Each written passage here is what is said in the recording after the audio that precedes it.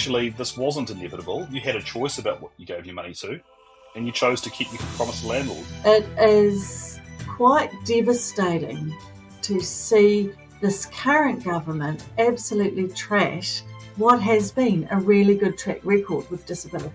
The complete lack of investment into Te Ao Māori. What is the top priority for that $15 billion? The government said the top priority for that $15 billion is tax cuts. But it's not fair that a religious group like Destiny Church stands outside a school. If it was any other protest group, parents would not accept that.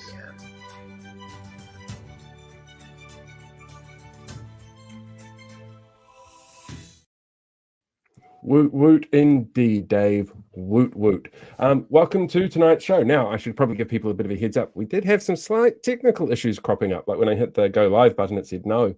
It freaked out for a couple of minutes. And Angela's having a couple of technical issues just getting her things set up. So hopefully she's not too far away. But it'll be really fascinating to sit down and have a chat to her. And of course, we've got Mayor Tory Whanau coming on at about 20 past tonight. So I guess the first question is, how is everything going with you, Blake? How are you holding up these days? Keeping yourself busy? It's good. Been very busy on the telephone. So yeah. Yeah. Lots of different Talking to things. people. Lots of different things they're doing. Yeah. How is everybody in the chat tonight? Are we all? I'm getting told that there's apparently an echo, which might be coming from the microphone being so close to the speakers, but I've got the anti-echo thing on. So I'm hoping that fixes it. Is that better? Is that better? I don't know. YouTube echo. I don't have this playing in the background, so I don't know what's causing that. But yeah, we're getting some interesting responses already. Kiwi Skirt's great, which is fantastic. All recovered from her birthday last week, I'm sure. Artie Farty says, all good, Blake. We're doing good. MB1968NZ says, great, thanks, Blake. Hope you're well, sir. Tafferty says he's great as well. Fantastic. It's brilliant. Great to see everybody doing so great. I think, since we're waiting for Angela here, might be a really good time to point out something that we've actually just had sent through around funding for Whaikaha, because I thought this is a kind of really interesting thing that people might be interested in. But you would have heard by now the government sitting there doing its whole money tight, funding hard, tax cuts for landlords kind of thing. A piece of a report from 2023 has been found which states unequivocally that MSD has been responsible for the appropriation or budget of Whaikaha. The whole argument that they ran was that Whaikaha was not responsible for their budget is completely wrong. MSD's chief executive was responsible for the Whaikaha budget, and they let him just swing in the wind, is the message that I've got here, which is clearly concerning. It's always a worry to see that kind of thing happen, because it's just more lies from the government. And if you want to hear more about views on the appropriation and how this all ties into Parliament, me and Paul will be live on the order paper throughout the day on Sunday. So I'll be on the afternoon session from 3 to 5, and you'll be on the evening session, I believe. Yeah, and I have no idea what order paper things I'm looking at off the top of my head, because people just throw information my way all the time. But I'm sure that Sam is floating around in the chat somewhere and can give us a bit more of a rundown as to what his episodes are going to entail. So there's 2 episodes tomorrow. There's the Sunday, not tomorrow. Session. Sunday. What was that? Tomorrow's Saturday. Oh, Sunday. Sorry, Sunday. It's just, yeah, brain not working at the moment, and still waiting for Angela to show up. Maybe the sovereign citizens got to her, which is a real concern. A really real concern. Do you want to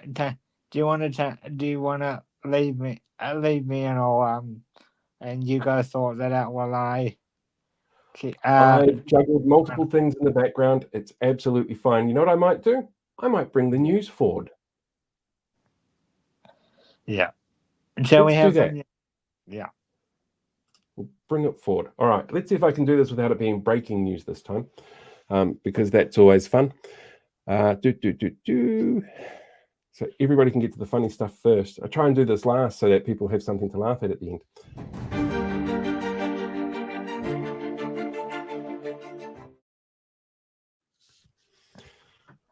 Right, oh, this motherfucker. Right, last week it was revealed that Transport Minister Simeon Brown, seen here wondering why you're not flooring it outside the local primary school, had chosen to ignore official advice on the timeframe around reducing rules for emissions on tailpipe exhaust in an effort to rush through changes at the behest of the automobile lobby groups. Our emission criteria already lagged behind our major trading partners and were in a rapid rate of improvement to meet those international standards. But this decision now puts us in a race with Russia to be the lowest of those in the emission scales. Being in a race with Russia to be the worst at something doesn't actually sound like great economic sense to me. On Monday, News Talk ZB reported that a new piece of public artwork known as the Silver Tier, which is to be installed on Wellington's waterfront, would cost a whopping $5.5 million. Only it would actually cost about $600,000, and it was 5.5 meters tall. The money's been raised by a charitable trust. News Talk ZB's owners, NZME said, you expect us to fact check the station that let Mike Hosking conflate COVID death numbers downplaying COVID-19, or let Kate Hawkesby make false claims that brown people were jumping hospital lines for surgeries because of their skin color, or the people that let Heather Duplessis-Allen rip into a school kid protesting climate inaction and cause a pile-on against her? Sure, we'll try and do better next time. David Seymour, seen here breaking into song because his punitive criminal measures were clearly inspired by Les Miserables, has had to deal with a blow from his new Ministry of Regulation, which released a report on David Seymour's Treaty Principles Bill this week that stated the work had not gone into its creation to ensure that it would be in the best interest of New Zealanders, which is a really expensive way of telling us something we already knew, but left Seymour with an awkward choice of criticising his own pet ministry like he's done for others, or ignoring it and finding another distraction. Said Seymour, look over there, we're directing ministries to focus on needs, not race. Speaking of the Treaty Principles Bill, the Ministry of Justice is taking extreme measures to protect the bill from leaks after it was presented to caucus last week. These new measures include chucking them in the basement of the government building and ignoring them, and being placed in a suitcase in the Public Trust Office in Palmerston North to sit in a corridor for years. Oh wait, that's actually what happened to the original Te Tiriti documents. This bill is going to require top-level security clearance to access, which includes a mix of physical and digital security measures. In Hamilton, Sovereign Citizen and New Zealand Loyal linked Councillor Andrew Bydder, seen here wondering if he needs to issue more execution writs to his co-workers to get them back in his good books, was found to have breached council code of conduct rules he had agreed to when he submitted feedback to neighbouring Waipa District Council, which included denigrating slurs used against disabled peoples. During his defence presentation at an extraordinary meeting, he claimed he was justified in using bad language because it was all about 20-minute cities, and threatened Deputy Mayor Angela O'Leary with a citizen's arrest. After the process was concluded and Bydder was ordered to apologise, he told media that he would be refusing to do so, saying, "I'm sorry, but I don't apologise." Throughout the process, Bydder is focused on the fact that his language was bad, not on who the language would harm, and refusing to apologise to groups which included IHC. He's showing once again that sovereign citizens are just assholes who want to use pseudo-law to continue being assholes. On Wednesday, Deputy Prime Minister Winston Peters, seen here holding on to notes to help him with his kōrero, claimed Parliament standards and oratory skills were in a state of decline when Te Pāti Māori MP Te Kuta Ferris used a laptop to inform parts of his kōrero, calling out the coalition for deliberately misleading voters. Ferris was very deliberate to not name names, but Winston still heard that he was being called a liar. Hearing things that aren't there, getting uppity at young people using new technology, and being grumpy when someone uses Te Reo Māori, Winston is one cloud yelling session away from becoming a walking meme. This week marked the 141st the 131st anniversary of the signing of the 1893 Electoral Bill, which granted women full voting rights for the first time. I really should avoid the National Party as a source if I want accurate information, I guess.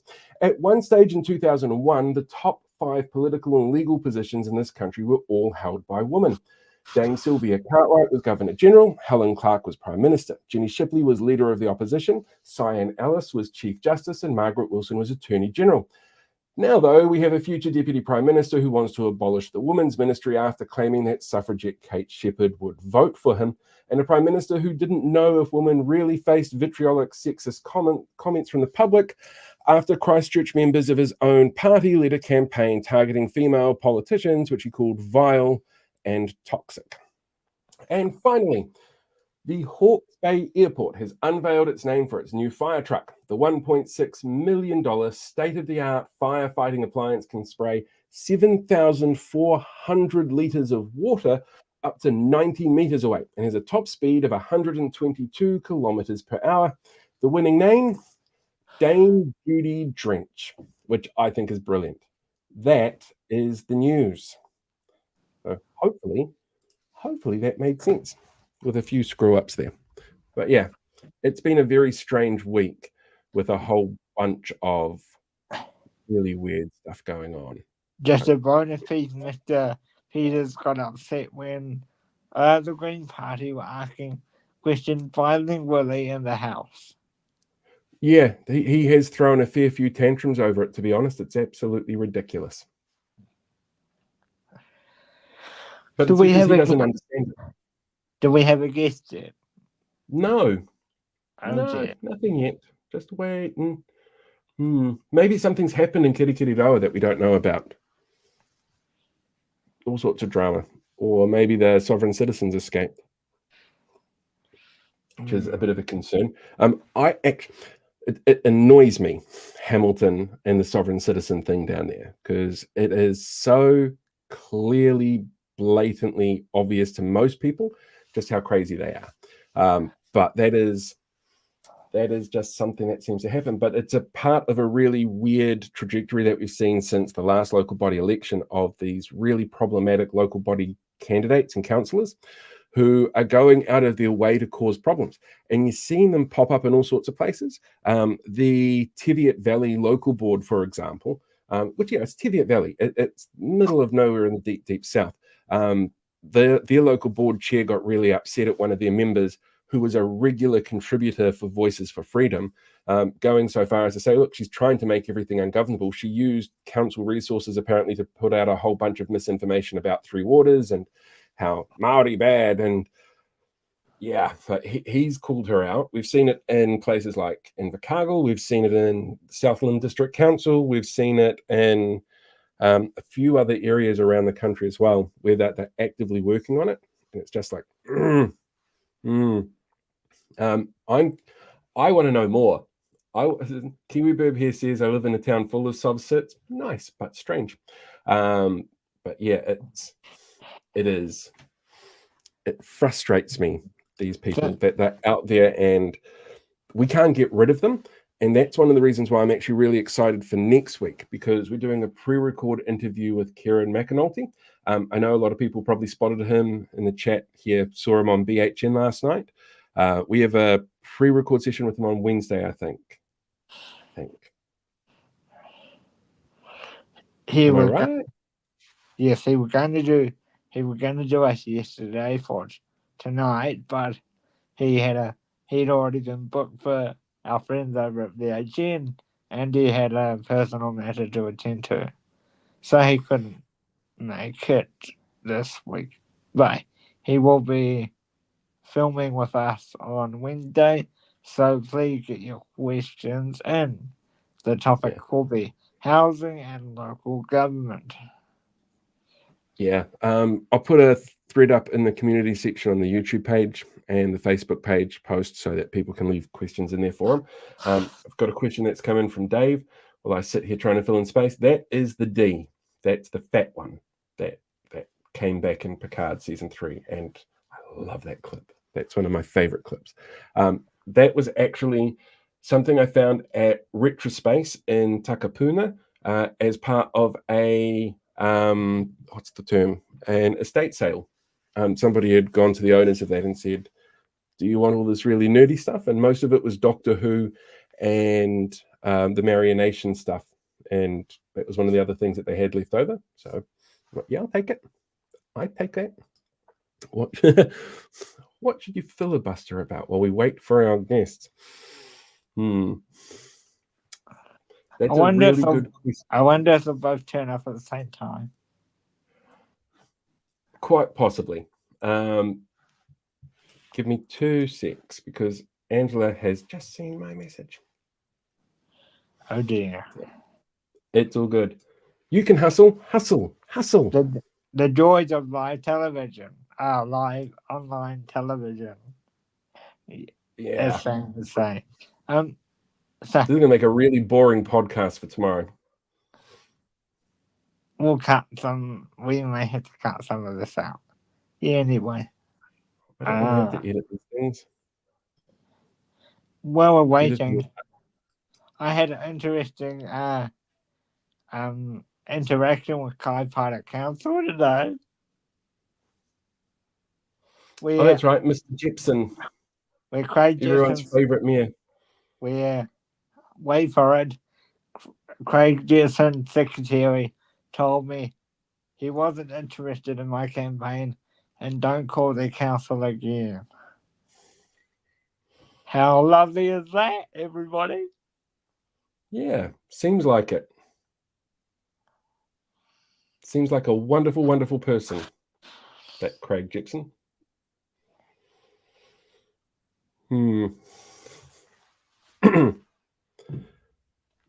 Actually, how many councils have you called so far? Well, considering I just learned how to build confidence to ring numbers, like in the last week, quite a few now. That's good. Okay, so I have just had a message come in from Angela sending her apologies. She's had a flat tire and has been caught in terrible rain to get the flat tire changed by the AA. She sends her apologies and will look at trying to join us next week. This is the curse of live. But don't worry. And Tory should be with us any minute as well. As long as what was that? But while we're waiting for Tory, it's time for the weekly campaign update. So, just before we went live, we now have over 1,500 signatures. So, yeah. It's ticking along really well. And those people that were watching BHN last night, I noticed Kiwi Skirt putting it up in the chat quite a bit and pushing it out there quite a bit. There was a big jump last night, which is really good to see.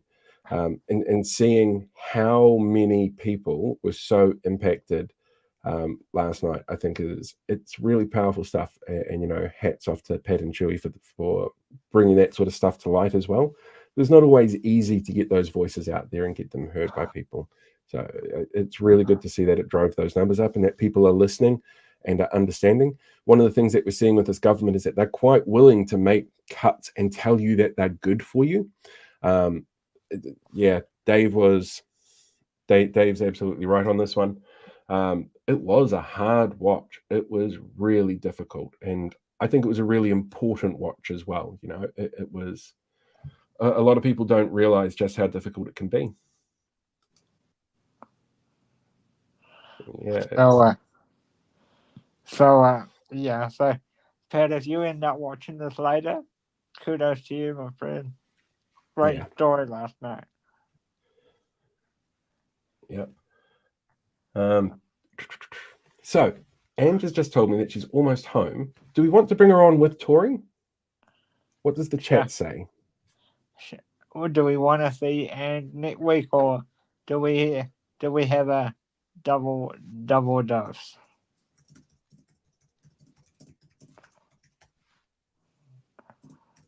I'm getting yes. That doesn't. Yes, let's do a yes. I think it's a really good idea. Yes, doesn't help. All at once is fine because it's Friday night and clearly things are going really well. Well, we can do one of those right now. Kia ora, Tory. How are you? Kia ora, how are you? Can you hear me? Yeah, well, definitely. Should give you a heads up. We're live right now, and we're going to be joined shortly by Hamilton's Deputy Mayor Angela O'Leary, who was supposed to be here earlier but had a flat tire and got caught in the rain and is on her way in now to jump on. It's been one of those days. One of those days. Yeah. How's things in Wellington? Oh, good. You know, we've been on the news a bit this week. It's been a challenging week. Yeah. Today was challenging. I had an interview with Jack Tame that'll come out on Sunday. It did not go well. But, you know, I'll just got to stay the course, keep working for Wellington. With Jack being the kind of person who is really well researched, we've heard things in the last week that obviously there are some politicians who are scared to face him. Was that something that you took on board when you went in there? Yeah, and he's interviewed me before, and he was tough then as well, and he was really tough today. And look, he did his job. I think I was just exhausted. I let my guard down, and then it just sort of, you know, it usually just takes one moment, one mistake, and then it all goes downhill from there, which is what happened. And look, just got to get through it, get through the next few days. It's going to be okay. One of the questions that we had come through during the week when we announced that you were coming on actually was around how you look after your mental health. You get a ridiculous amount of bullshit from people. Like the levels you get are absolutely fucking insane. I don't know how you handle it. Something like this with Jack obviously riles them up as well and stirs the pot from these people who have no skills in how to use their brain whatsoever. How do you handle that? It's quite funny because, you know, last year, my first year as mayor was obviously pretty intense, pretty tough. And if there's one way to kind of jump into the fire, it's having certain headlines about my personal life that, you know, just kind of dominates the media. And at that time, it was really hard. And my mental health took a hit. And, you know, I really had to think about, you know, how am I going to change things up? How am I going to get through this? Because I don't want to fail Wellington City because of silly mistakes. And I have to say that year just really built up so much resilience for me that I'm almost, while it was really difficult to go through, I'm almost very thankful that I went through that tough stuff as well. Because at the same time, the amount of people that came out of the woodworks to support me, total randoms, either emailing, texting, approaching me on the street to give me a hug, was incredible. So I thought, oh, okay, yes, this is really embarrassing, but actually there's a lot of compassion out there and it's going to be okay. And then it kind of enabled me to think about my drinking, become diagnosed with ADHD, and just kind of become a lot healthier mentally and physically. And it's been okay. I feel like this year has been really solid in terms of setting my foundation personally as well as the mayoralty. And I've really tried to keep my head down and really just focus on our long-term plan and getting that through. And so when I make little slip-ups about selling my car, which is so unintentional, I do beat myself up a little bit about that because I just got through that year and got things back on track. And I don't want to make it, you know, silly little mistakes really disappoint me. But again, all it does is just add to that layer of thick skin. Is it surprising to you just how much feedback you get from people in that role?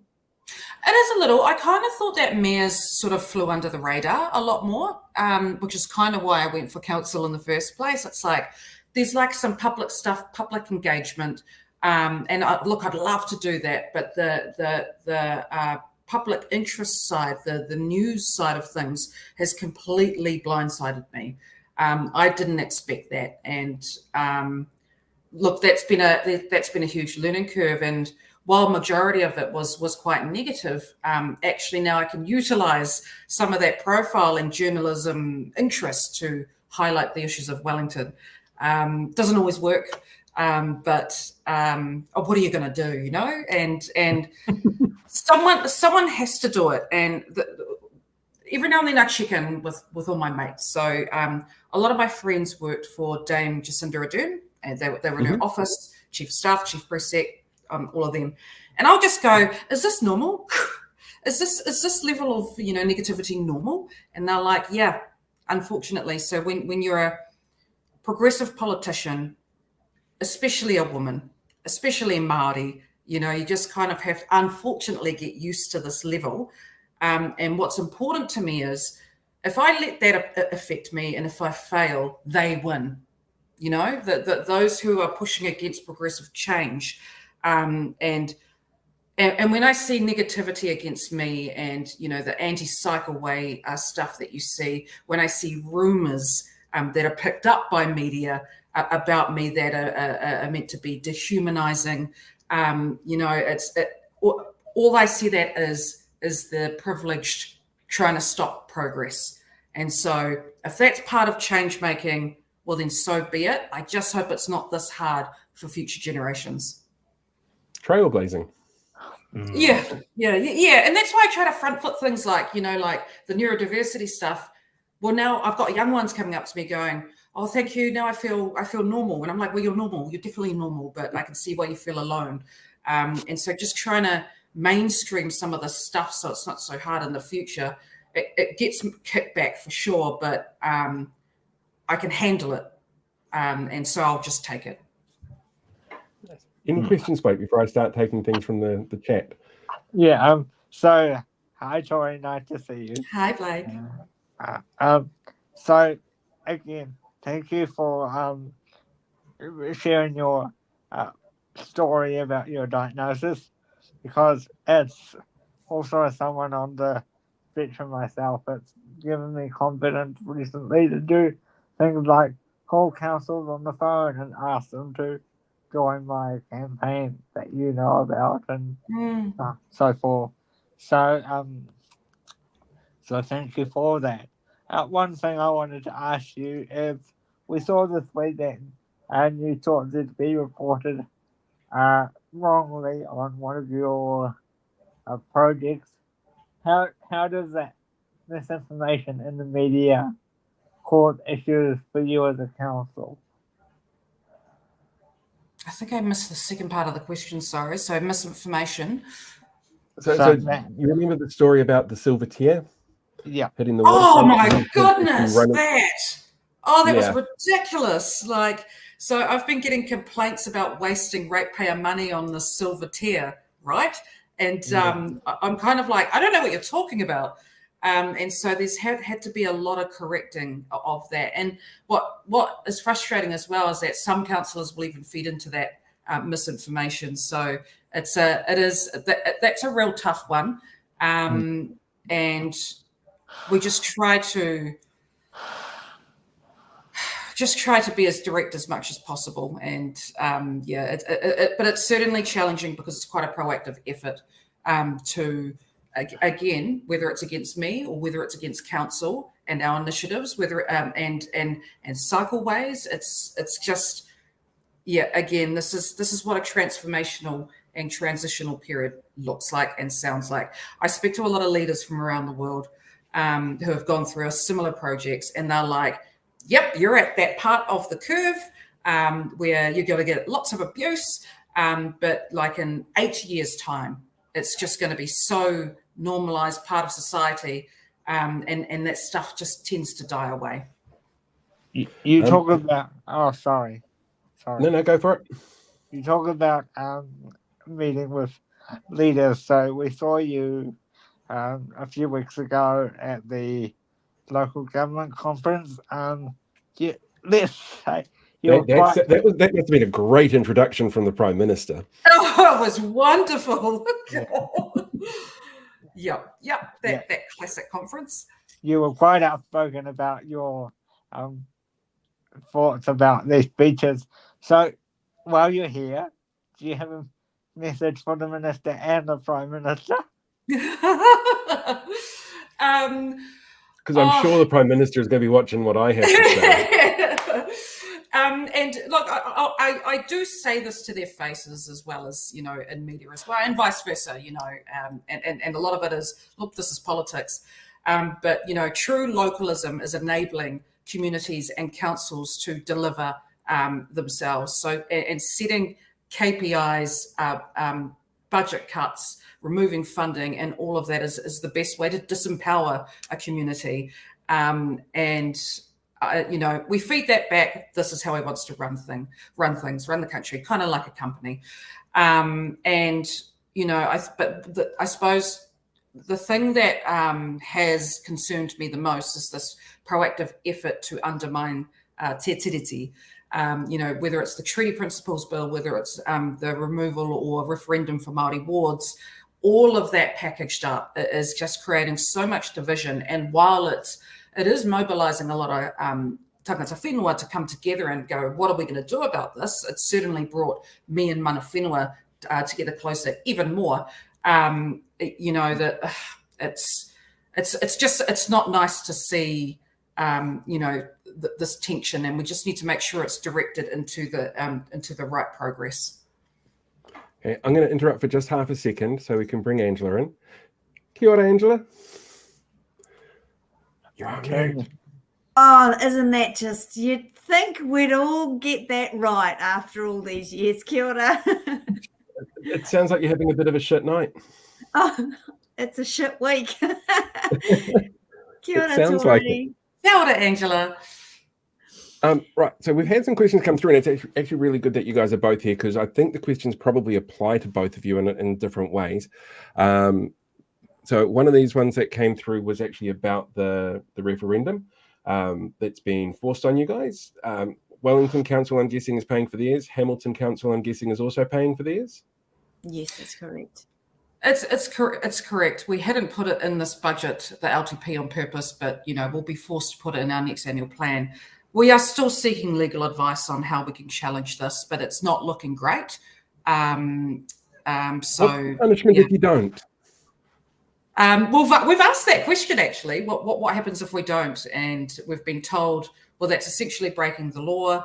That might be a fine. And we're like, well, what's the fine? So those conversations. It's cheaper than a $350,000 I'll take referendum. it. That's right. But I don't know how you're going, Angela. Yeah, the same. I mean, we will pay for ours. We haven't got the budget for it either. Feels a bit like an unfunded mandate, yet another one. But we'll move through that process at the annual plan, and we haven't gone so far as deciding whether we, or having a discussion of whether, we would break the law. It is legislation and we have to follow it. What's the feedback you guys have had from the public about it? We haven't had a lot of feedback. We had a lot of pressure from the community leading up to the decision a couple of weeks ago to go to a referendum, to not disestablish, and we had a really powerful part of our community say, please don't disestablish the wards, please go to a referendum. So but since that sort of quietened down now. So I think under the circumstances, the community was as happy as they can be with the choice that they had, which was, of course, really one choice. For Wellington, I mean, we're a very progressive city, which I'm so relieved that we are. I suppose otherwise they wouldn't have elected me. But so it's been overwhelmingly positive, overwhelmingly supportive for any challenge that we might want to put up, including breaking the law. But I tend to take my guidance from mana whenua and our iwi leaders, and how would you like to approach this? Because at the end of the day, it has to be mana enhancing. We have to create unity where possible, and give as much respect to te tiriti as possible. So I'll kind of let iwi leaders guide that way. So you talk about not getting much guidance from the Minister Tory about all government in general about what happens if you don't decide to do these referendums or Maori wards. Does it feel like the classic thing for this government not giving you much information? I mean, I think a lot of councils have found it really, really challenging in terms of I know for Wellington and other cities, lack of financial support. I know water reform has been very challenging because in comparison to Three Waters under the Labor government, we now don't have that no worse off funding, which is going to impact Wellington City quite significantly. And in terms of, other stuff, I kind of, whether it's in my head or not, sometimes I feel like Wellington City has a bit of a target on its back when it comes to the government. So I do have to be very careful not to enrage them or they'll send in commissioners, because that's a threat that's used on a weekly basis. So, for Māori rights, I'm tempted to do that, but I have to think about the betterment of Wellington City as well, not, my own passions. And Angela, what kind of luck do you have with the minister or the government? On Māori wards? Yes. We haven't had, to my knowledge, any engagement with any ministers on this issue. We were given a letter from the Minister of Local Government, Simeon Brown, along with the other councils around the motu that put Māori wards in under the previous government. So to my knowledge, that's really all the contact that we've had. Have you had much feedback from Ryan? Heard anything from Ryan? For those that are watching and listening, Ryan Hamilton, who's the new Hamilton East MP, was on Hamilton City Council up until the election last year. He voted for Māori wards when he was on council. Have you had any feedback from him at all about this? No. Well, I haven't, and I don't think council has formally either. Scary stuff. Very scary stuff. Changing the topic ever so slightly, I want to talk about abuse in the jobs that you guys have, which is really a terrible thing to come from a middle-aged white guy like myself, particularly the day after Suffragette Day. But this week, you've both had a fair few issues crop up with people, disinformation, problems like that, and a bit of chaos coming into play. Angela, you ran the extraordinary meeting for Hamilton City Council on Andrew Bydder. Tory, you have some great people on your council who are working with, was it Bitter Wellington? Is that what they call it? Bitter Wellington, yes. Yeah. There's disinformation involved in both of those sort of factions that are being out there spreading information about what's going on and causing trouble. How do you guys approach that level of disinformation and the vitriol that brings with it? Tory, do you want to go first? Yeah, happy to. There are a couple of ways. As we know, since COVID-19, it has really just accelerated against a lot of politicians, especially women. Harvard, through the Bloomberg program, actually sent someone over to my office. They paid for it and did a study on this, which I will send you, Paul and Blake, because I think you'll find it interesting about the level of abuse that politicians in New Zealand face. And it is significant, and especially for women of colour. And it outlines what things could be put in place to help combat this issue.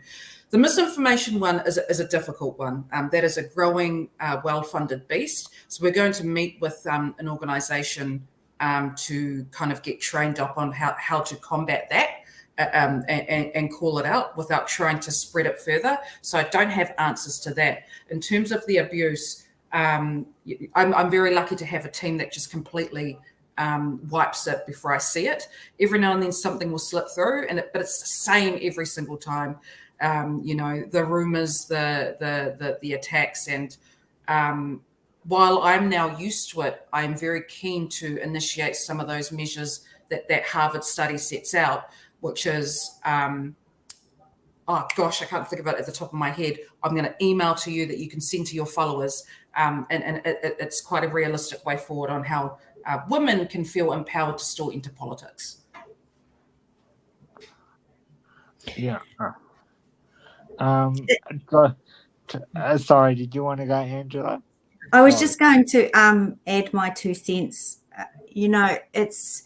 I've been watching this. I've been in local government politics for 17 years now, and I've been watching this on the rise for women in particular, and women of colour, as Tory has said, in the last 3 or 4 years, escalate to a point where, Tory, it was really disheartening to hear you say, I'm used to it. And what we are dealing with now, and we've got on our council in particular, we've got a couple of newly elected young women on, one in particular who is incredibly wise, incredibly smart, and just having to deal on a day-to-day basis with this stuff.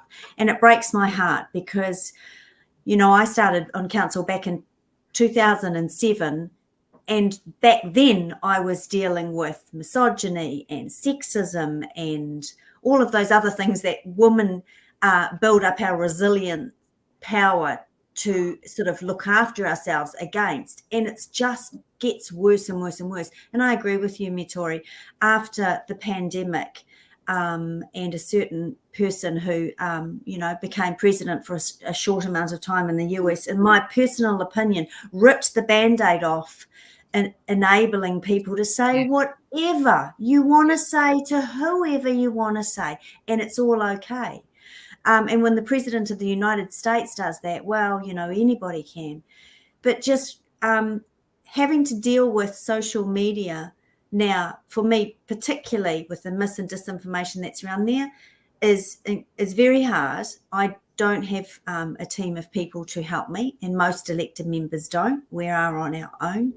So even though when I started, I was the first to have a blog, the first with a smartphone, the first on Twitter, the first of all of these things, I now do so much less on social media because of the trolling, the personal attacks. And it's not just, saying you're a dickhead, Angela. I didn't like that decision, is it, Tory? It is foul and personal and violent comments. Yeah. So my connection with my followers, my ability to do the job, to be transparent, to go to public events is reduced in capacity significantly because of it. And how do we get young people into this role? I'd be keen to see that paper as well, Tory, if you're happy to share it, because Absolutely. I don't have the answers. Yeah, it kind of, talks about things like, there are deep-rooted issues that will we can't fix immediately in regards to the behaviour of people that put on the stuff online, right? We don't have the answer. Well, it's going to take years to kind of unpack that. But in terms of people who want to stand, so it's working with government and local government New Zealand in setting up, resilience training and ongoing support because you're right, Angela, we're alone when we're getting this sort of abuse. We've got our supporters kind of going, you keep going, girl, but there's actually no organisation to go to for whether it's counselling or training or social media support. So that kind of needs to be set up immediately. There are also current organisations that I think make the situation even unsafer. I think it's Internet New Zealand or someone, there are no real protections in place to protect the victims. And, and with the digital harm and hate speech laws being put on the back burner, all of that stuff has just kind of led to this explosion of hate towards people who put themselves forward. The only, so what I've been trying to do is, yes, I'm used to it, and that's quite disgraceful actually to have to be put into a position to, what does that say about society? But I think, people have said to me, don't talk about it, don't act like a victim. And it's like, well, I do want to talk about it, and I want to talk about how I get through it so people know. I'm really open about who I am. I'm okay to talk about my personal life. I try to front foot it so it doesn't get turned into something else. And then I just come back and go harder. So, that is my strategy at the moment. And as a result, I've had 10 wonderful people in the last 3 weeks approached me to go, I want to stand for local government. Can you help me? So I don't have the tools to help all women. So until we set up the foundation and infrastructure to help people get into politics, creating that safe pathway, I'm just going to do what I can for now to just get the numbers up and be very blunt about what this involves. Can I just interrupt there very briefly? That actually sort of ties in really nicely to a question that's come through in the chat from It's in the Ballot. Wanted to know whether or not you both think next year you're going to see the best or worst candidates standing in your area for local body elections. He also did ask before whether or not you guys are both going to go on his show next year. I knew that was next. I really enjoyed watching It's in the Ballot. I really enjoyed watching the by-election one for Hamilton and the recent Tauranga election. So yeah, if I'm going to talk about the Tauranga, then I'm keen. Me in trouble. I'll grab this one first. I'll just preface it with something first before I pick best or worst candidates. I guess it's up to the voters. But one of the other things that's come out of all this stuff is this whole sovereign citizen movement, right? And it's more than enough to have to deal with mis and disinformation and these types of characters living in a community and attacking us. It's another level above when there's one around or two or three around your table. And I know that some councils around the country have these difficult personalities around the table. We have a challenge in our council as well with this kind of thinking. So best and worst candidates, yeah, I think it's going to be, actually, I think almost, depending on what happens in the US election in November. Yes. We'll see a turn of the tide or for best or worst, I guess, next October, right? I agree, and I am deeply hopeful for the best, because I think people are starting to see the downside of a deeply conservative government and what that's doing to marginalised communities. That it's actually starting to empower some people to go, "What? Who's going to create change? It has to be me, not me. I mean, people who want to stand." So. Again, with that crew of people that have started approaching me about standing for Wellington, I'm going to be very proactive about generating more candidates for election next year. I'm actually running a training workshop for, want to be candidates at the end of this year, because I think that is what it's going to take, is just some shoulder tapping and encouraging people. Look, do you want to be part of meaningful change? Do you want to help shape our city into being equal and vibrant, and one that looks after our future generation? Well, come and join me, man. We can do this. We've never suffered, and Paul, you would know this, right? We've never suffered from a lack of candidates. We sadly suffer from a lack of voter turnout. Yeah, that's really our biggest issue. It's a nationwide thing, unfortunately. Yeah, it's just getting people enthused about it. Yeah, I suspect last year or the last election's turnout would have been worse if there wasn't such a media focus on some of those more problematic candidates, because it scared people. Like I was getting a lot of messages from people with the whole, who can I vote for in my community? Because I don't want to vote for a sovereign citizen. I don't want to vote for somebody whose voices for freedom or spreading disinformation. But they were really hidden from the public view as to how they were doing things. Like they were told, go out there, don't tell anybody about our affiliation with you, and just go do the job and get elected. And that I think froze some people. They didn't want to vote because they didn't know if they could vote for somebody safe, or it got some people really enthused about it. But we're seeing now the media is not reporting those connections anymore. So when you see something like what happened with you, Angela, this week with Andrew, he's deeply connected to New Zealand Loyal. The Residents and Ratepayers Association is a sovereign citizen organisation run by a 3 times convicted serious fraud offender, but that doesn't get reported. We've seen it in places like Southland. Jaspreet Boparai on Southland District Council, she's a climate change denying spokesperson for Voices for Freedom on Reality Check Radio. There's a lot of those people sort of hidden around the place, and media is not telling people anymore, which means when it comes to the election next year, they're going to find it easier to fly in under the radar. I think still, I've had a real problem with the whole, and I know that everyone in local government does, with the way that it's this old-fashioned postal ballot and blah, blah, blah, blah, blah. But I still, in all of the anecdotal research that I've done in elections I've gone through, people vote on the 150 words in that booklet and the photo. And, and anyone can say anything in 150 words and present well in a photo.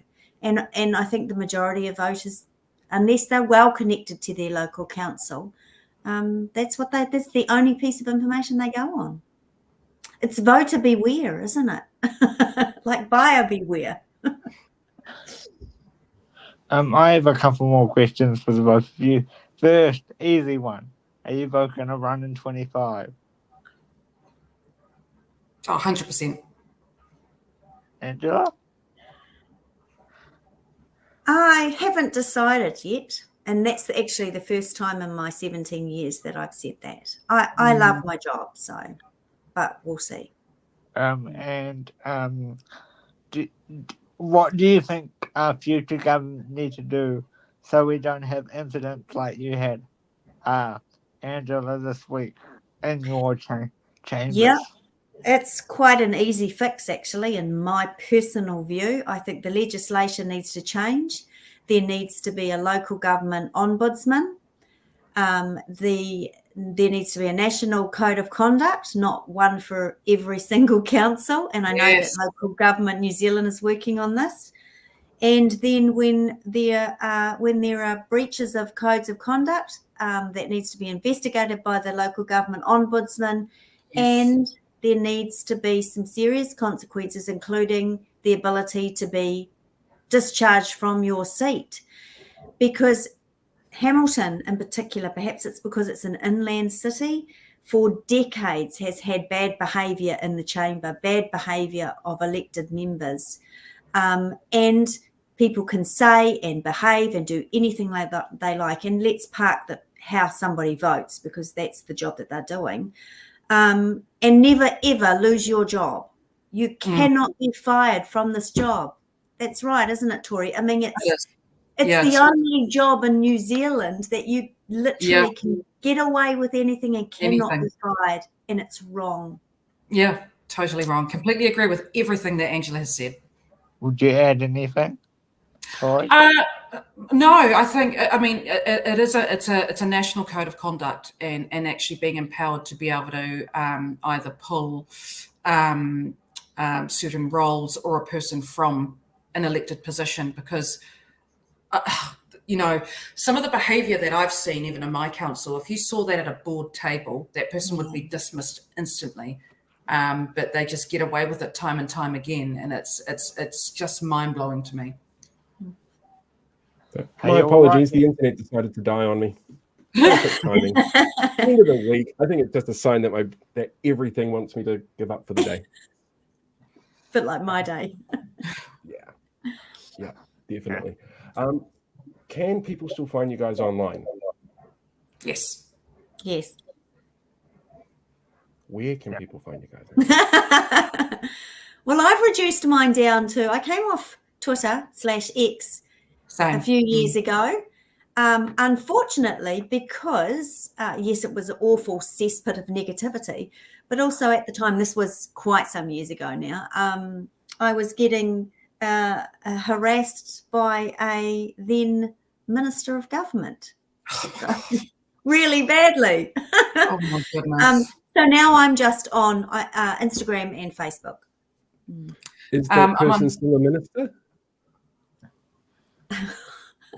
No comment. Without naming names. Oh my God, it is! No comment. I'm on LinkedIn, Facebook, TikTok, Instagram. I manage my own TikTok and Insta, because I find, especially Instagram, those are my people, and I don't get really any abuse on there. TikTok has really accelerated with their comments, but whatever. And Facebook's pretty horrendous. LinkedIn is mainly a lot of mansplaining on every single post. People telling me, some dude telling me, well, here's how you actually run a city, Tory, and it's just It's And is that Mike who works down at the mechanics who's 100%, always done manual always. labour and never run a city before? Yes, yeah. So lots of explaining there. Actually, I'm on LinkedIn as well. Yeah, I use the 3 channels that I'm on quite differently because they're different audiences. Yeah. But no, I'm too old to be on TikTok, and I can dance. See, I can't still dance, wouldn't. and I'm too old to be on TikTok, and I'm still there. But you're popular, Paul. That's how we connected. Yeah. That's true.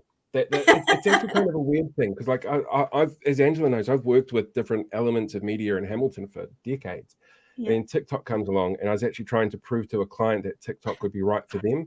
And so set it up, and I'm like, look, it's easy enough to do. You just talk about what you know. And I started talking about idiots running in local body elections, actually. And it's just been, since then, it's just gone push. Talking about all the fun people, like ones you would have tried to pick out. Yeah. Well, I have to thank you, Paul. There was a video that you did about me about a year and a half ago around media coverage, and it was quite refreshing to see your take. And that's when I was like, I like this guy. He's a good one. It does help that I've got 2 postgraduate degrees in media theory. Oh, brilliant. So it makes me feel like an absolute smartass sometimes. Especially when I sit there and go, well, you can sit there and complain about bias. I actually had a comment come through yesterday. Somebody going, well, you're always pointing out about media bias, but you're very biased. Yeah, I know I am, but I don't deny it. Yeah, very strange. We have so many people who, this is a bit unrelated, who we get every week who say, oh, we love your stuff. So it's really, really good that we make an impact in the world. That's what I would say. And you know what, Blake? That's all that we want to do, right? And again, in my lengthy time in local government, I've observed, and I know this sounds a little bit generalising, but I have observed over the years that men tend to be attracted to politics for the cut and the thrust of it, the game of politics. And that's fine. There may be a place for that if it's used for good, not evil. Yes. In my experience, women are attracted to politics to just improve their community. In both of those spaces, I think there's space for both of those characters in local government as long as we're all moving forward for the same thing, which is to better our districts and to better our cities and to better the lives of our residents. But unfortunately, the time and space that we're in at the moment makes it really, really difficult to do that. Actually, Tory, you're the only female mayor in the Wellington region, aren't you? No, we've got Anita Baker of Porirua as well. Okay. And in the Waikato, it's all female mayors. Yes, it is. And I think it's in the region, there are mostly female deputy mayors as well. Amazing. Yeah. See, it was something to celebrate. What was that? Wellington's not the only place that's progressive. The Waikato is being run by Yeah, true.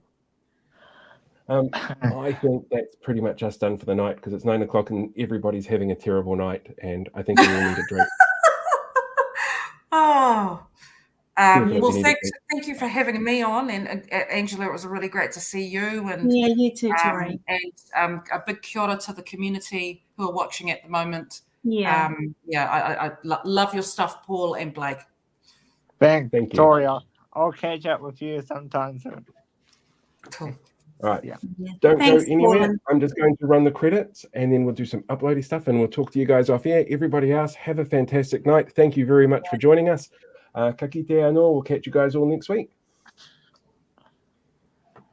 So you now have to press the right buttons. Make everything work again. Terrible technology day. Full moon out there or something tonight.